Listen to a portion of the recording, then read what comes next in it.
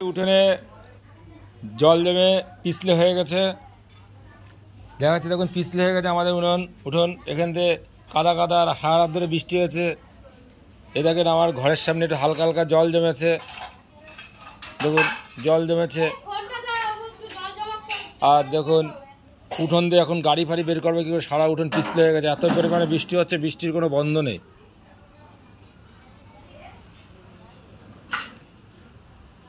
আর গাছে যা আম ফাম যা ছিল সব অটোমেটিক ঝরে ঝরে পড়েছে, কোনো গাছে আম নেই।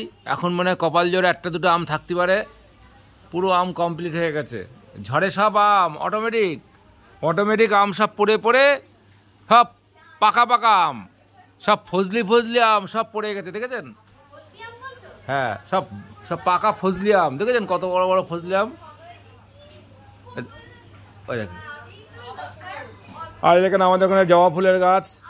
এই দেখেন একটা জবা ফুল, এই দেখেন জবা ফুল, এই দেখেন এতে ফুল হয়। আর একটা ভালো ফুল জবা ফুল, ঠিক আছে? এখানে এই এই এই ফুল দিয়ে আমরা মায়ের পুজো করি। এই দেখেন দেখাচ্ছি।